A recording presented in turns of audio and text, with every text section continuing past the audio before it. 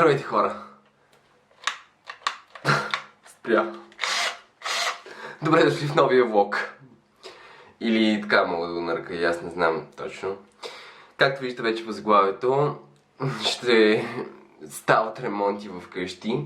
А именно ще ремонтирам спалнята. И на мен ми е малко странно да го казвам, тъй като обикновено баща ми ги прави тези неща, обаче в момента той не е в София и затова трябва да се справя аз. За тези, които не ме познават, аз съм Крис. А за тези, които ме познават, какво става, хора? И затова днес реших да ви взема с мен в моя ден. Предполагам, че ще бъде интересно, защото аз самият не вярвам много на себе си, както и всички около мен. Но, въпреки всичко, сме решили да направим заедно с вас, защото аз имам решението си заедно с вас да направим ремонт на моята спалня, тъй като имам една секция или гардероб, така може да го наречем горе-долу, който не ми трябва. Искам да го махна, да ми освободи малко пространство. Трябва да закачим телевизор на стената и да бладисаме част от стената. Затова да започваме днешния клип, защото стана прекалено дълго това интро. Сега ще ви покажа как изглеждаше спалнята преди и накрая дано стане готино да ви покажа и след това, защото не знам. Айде, да почваме. Ето това е спалнята ми преди. Гледах Аладин вчера и дано успеем първо да изнесем целия багаж, защото е голяма кочина. И да започваме.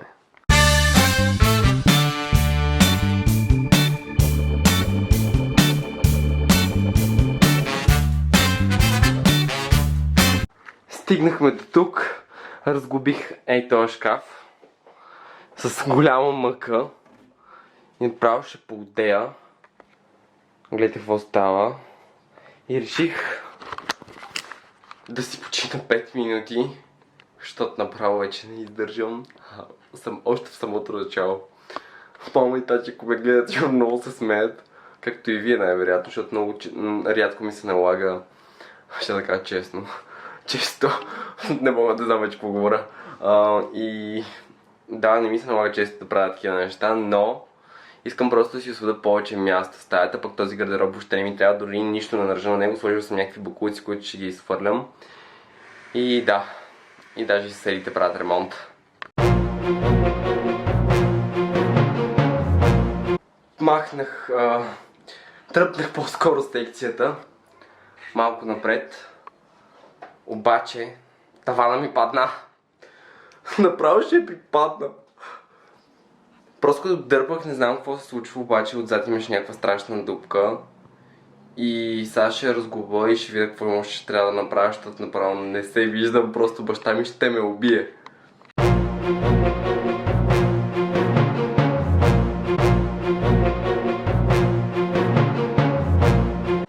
Здравейте, хора! Една седмица по-късно спалнята вече е готова, така че заедно с вас сега ще видим какво съм направил.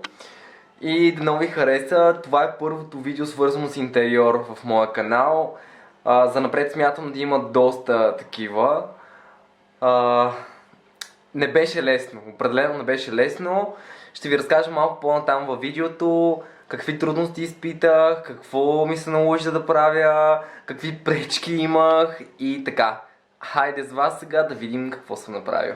Вие последно видяхте спалнята ми преди една седмица. Не съм я ремонтирала една седмица, буквално 2 дни ми отне, но трябваше някои неща, които купих, да ги подредя, да измисля точно как искам да изглежда и така. Хайде да влизаме. We wake, hear the birds and see the sun. Side by side our fears are done. Oh, the good times just begun.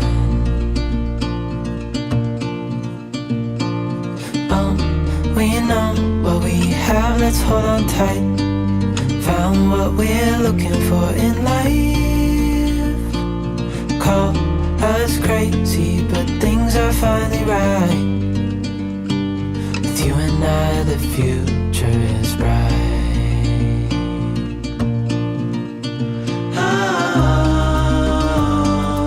You and I, we got it. We don't need no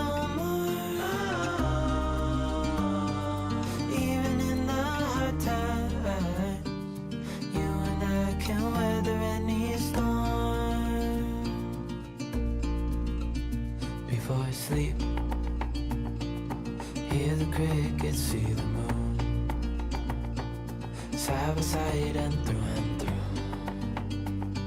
No limit to what we can do.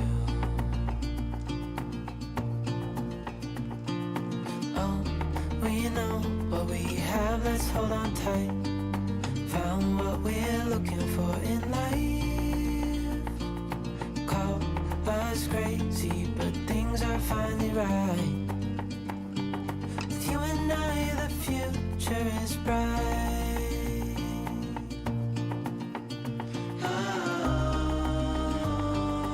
You and I, we got it. We don't need no more. Even in the hard times, you and I can weather any storm.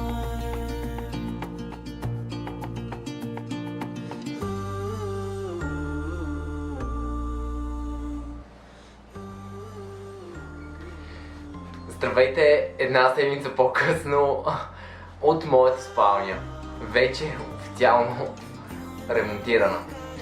Честно казано, това мое решение беше въобще необмислено и не съжалявам, честно казано, въпреки че се случиха доста неща по време на, така да го наречем, самия ремонт, въпреки че не мога да го нарека, че е точно ремонт, защото самата стая беше наполовина боядисана. Другата половина боядисах аз. Ще ви разкажа малко по-натам в самото видео какво точно се случи. Но мисля, че стана много яко, защото като цяло идеята за спалнята ми беше много различна, защото старата спалня, както вие видяхте в първото видео, беше доста мрачна, почти никаква светлина не влизаше в спалнята, тъй като имаше един голям гардероб, наложи се да го разглобя. Та, нека да започнем общо взето от миналата събота. В момента сме 9 май. Миналата събота се събудих и си казах, че искам да направя нещо за себе си, да се чувствам по-добре и реших да ремонтирам или да подредя малко по-скоро спалнята. Спалнята е място, което общо взето прекарвам много малко време, но когато спя, за мен е важно да спя пълноценно и да се наспивам, а в предишната обстановка определено не се наспивах. Тъй като много от вас, когато поснах сторите, ме попитаха какво ремонтирам, какво правя, много от вас искаха да го видят това цялото нещо в видео. За съжаление не успях да снимам изцяло как разглабям секцията. Има някакви кадри, вие вече сте ги видели, предполагам. Но въпреки всичко се постарах да изглеждам много добре, защото сега вече се наспивам доста по-добре и завъртях спалнята си, вече гледа към вратата по-скоро. И да, събудих се, казах, че ще направя нещо за себе си, станах, взех инструментите, които баща ми беше оставил в апартамента, тъй като майка ми и баща ми те не живеят с мен. Живея сам. От година и нещо горе-долу се старая да правя някакви неща, свързани с апартамента, малко по малко да го подреждам. Естествено всичко това нещо се изисква доста средства и като цяло време. Напоследък, по време на карантината, имах възможност да направя някакви неща, свързани с апартамента. Успях да подредя малко хола. Но мисля, че от доста време отлагах ремонта в спалнята, затова мисля, че му дойде момента.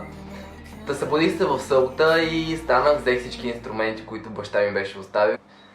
Та въпросната събота, в която се събудих, почти не бях спал и почувствах, че може би има нещо, което ми пречи в самата спалня, нещо, което ме дразни.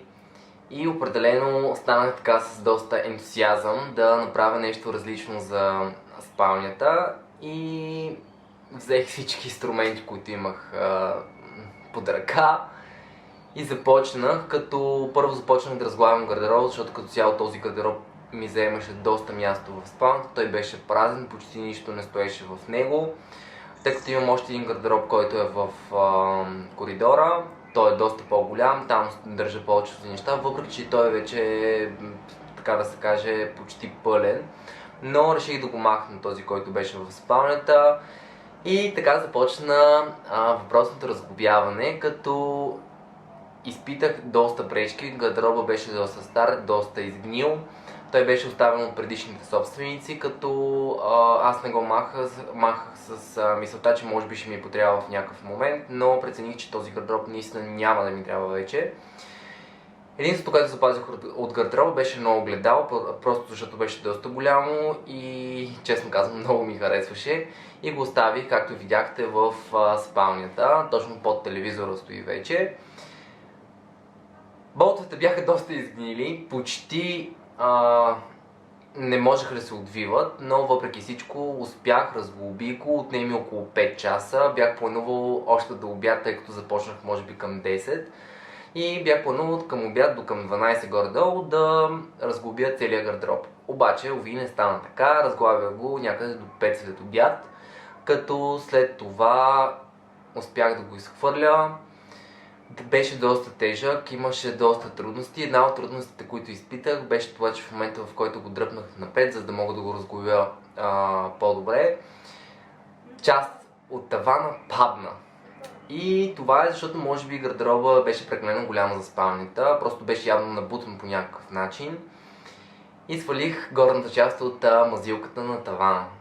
Това беше доста голяма трудност, чакам все още баща ми, затова не снимам от горната част самия клип, затова чакам баща ми да дойде да оправи въпросната моя грешка.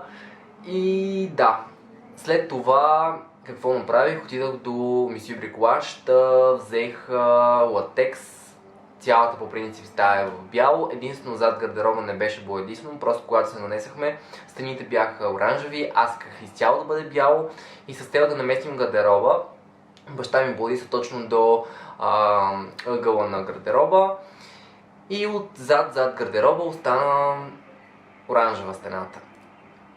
Въпросът беше, че не знаех дали ще се справя с боядисването, но въпреки всичко реших да приема това предизвикателство. Отидах, взех латекс, прибрах се вкъщи и започнах да боядисвам, като впоследствие разбрах, че съм разредил прекалено много самата консистенция на латекса с вода и стана голям проблем. Изхабих доста латекс, наложи се да отида да взема още малко латекс, като вече тогава прочетох доста по-добре нещата, така че задължително четете нещата, които са написани на самите продукти и тогава използвайте. Това беше наистина голяма грешка, защото ми отне буквално 3-4 часа. И общо взето, през този ден дори не успях да боядисам. На други ден се събудих, добоядисах и както виждате вече зад мен е бяло. Всичко е доста по-свежо. Като цяло, моята идея за самата спалня исках да я направя свежа и светла, защото гледах доста снимки в интернет, свързани с интериор. Исках да направя нещо свързано с морето, затова както виждате вече зад мен всичко е в палми, има различни неща като детайли, всичко е в синьо, зелено, доста неща си взех, сега тъкмо това щях да кажа, че ходих до Джъмбо в неделя и си взех доста неща, които общо взето можех да ги намеря в други магазини, като Ikea, като Юск, на доста по-висока цена, освен ако не са намалени. Възглавниците, които виждате зад мен, ги взех от Jumbo. Двете възглавници са на стойност 16 лева. Доста добре изглеждат. Друг път също съм си купувал възглавници от Jumbo и изключително много съм доволен като цяло от нещата, които предлагат в Jumbo. Взех си постелката, която е за спалната. Тя е в много мръсно бяло. Точно като отидеш на морето, в доста хотели, които съм бил, са били такива. Тя беше от сорта на 17 лева, като тя беше доста голяма. Взех една идея по-голяма, за да може да скрие горната част на спалнята, да не се вижда почти никакво дърво отстрани. И да, взех си също така много интересни свещи, тези, които вие предполагам вече сте видели, като пише Enjoy Summer. Миришат много яко, типично летни аромати, като взех два вида. Едната е тази, другата е тази. Много интересни фламингота има на нея. Също така, хайде да е фокус. Също така взех ето тази рамка, която беше 3 лева. Отново е с детайли свързани с фламингота и палми. И мисля, че стана много яко. Както видяхте в самото видео, има и един стол, който е от Юск. Взех го на доста добра цена, 75 лева е. Аз имам два такива, един е в хола, другия е в спалнята. Като цяло, телевизора, който видяхте на стената, беше голяма дилема дали да сложа телевизора в спалнята, но прецених, че е много удобно вечер, като се приберя, хапна, тъй като аз имам още един телевизор, който е в хола, да седна и да гледам филми, но да има къде да си легна, да ми е приятно, да ми е свежо. И общо взето реших да го поставя на стената, така той максимално малко пространство заемаше. И мисля, че стана доста добре. Като цяло, ако трябва да изчисля ремонта и нещата, които купих, може би около 100 лева дадох за всичко. Говорим възглавниците, завивките, рамката, свещите. Тъкмо се оглеждам да ви кажа горе-долу някакви неща, които се сещам. Освен стола не го бреша, защото съм го взел, не съм го взел тази седмица, взех го миналата седмица. Стола се струва 75 лева. Така че нещата, които купих общо взето за самото освежаване. Между другото, тази лампа я взех преди доста време, отново е от Jumbo, струва 13 лева и мисля, че се връзва перфектно с интериора в спалнята. Общо взето около 100 лева дадох за всичко и буквално за 2 дни превърнах спалнята от това, което вие видяхте, в това, което виждате в момента. И мисля, че доста добре се получи, при положение, че може да бъде доста по-скъпо. Още нещо, което съм тъкъм се сещам, което взех. Взех много интересен, точно над мен, вие предполагам вече сте го видели. Много интересен часовник, който е под формата на картина, 3 картини разделени и реших да я сложа точно на спалнята, според мен стана много добре. И да, това е общо взето, което купих за интериора. Съответно, може би ще трябват още някакви неща, но за момента мисля, че това е перфектният вариант за спалнята. Това, което искам да ви посъветвам е, когато предприемете нещо подобно, да го обмислите малко, въпреки че при мен се получи доста добре, с изключение на това, че бутнах мазилката на тавана, но това нещо ще го оправим. Наистина ви съветвам, когато предприемете някакви такива неща, да си направите един списък и да имате точни неща, които искате да направите в една спалня или един хол, няма значение. И честно казано, така ще си спестите много повече време. Хубаво е някой да ви помага, тъй като аз изцяло всичко направих сам, с изключение на телевизора на стената. Нямаше просто как да го закача сам, един мой познат ми помогна. И всичко друго общо взето направих сам. Честно казано съм горд. Нашите бяха много скептични, защото те си мислех, че може би няма да се справя или ще започна и ще се откажа, но не се отказах, напротив. Нямах търпение да видя крайния резултат. Общо взето от самото начало, като започнах и нямах търпение първо да разгугля гардероба, след това да боядисам, след това да преместя спалнята. Сам преместих спалнята. И въпреки всичко, мисля, че стана наистина доста добре. Доста често поствам в Instagram различни идеи, неща свързани с апартамента, с декорация.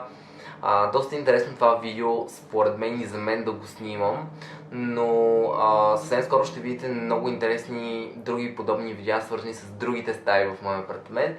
Така че може да се абонирате, може да ме последвате в Instagram, да много ви е харесало видеото. Наистина доста се постарах и ще се видим с вас съвсем скоро в следващото видео. Не забравяйте да коментирате видеото, защото винаги трима от вас в края на моето видео поставям техните коментари. И да, ще се видим съвсем скоро с вас. Даже много скоро. Очаквайте много яки летни видеа. Лятото вече е в разгара си, въпреки че все още върви въпросната карантина. Но мисля, че съвсем скоро ще видите много интересни видеа. Оставям ви и до скоро!